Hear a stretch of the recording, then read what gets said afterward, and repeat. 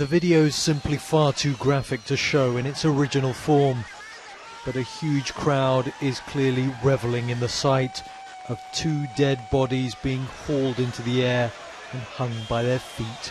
Some accuse the men of stealing a rickshaw, others of trying to kidnap a girl, but we'll never know. There'll be no trial. They were beaten to death by a mob and were still being struck as their corpses were hanging. One of the pair who was killed was 21-year-old Abdurrahman.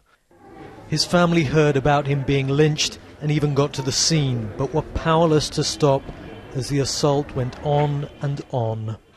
When I got there, says his father, I found the whole town gathered with all types of knives and weapons in their hands. They even wanted to set fire to the ambulance which carried his body.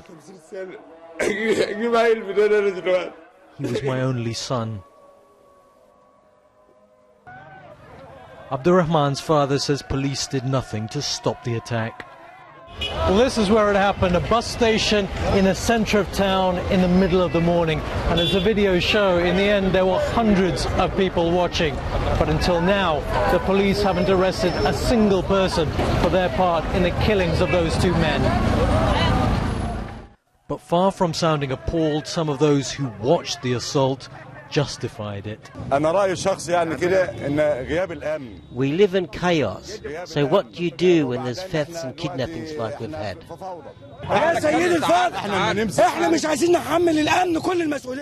It's the policies of the state and of the Muslim Brotherhood that are to blame.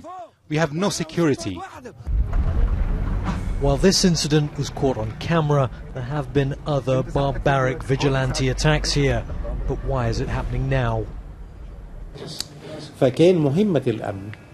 Before the revolution, the security forces were used as tools of oppression. But since then, Egyptians have no fear of the police. Their view was they should deal with these criminals any way they wanted. It is undoubtedly one of the biggest challenges for Egypt today, turning around what's becoming a clear deterioration of law and order.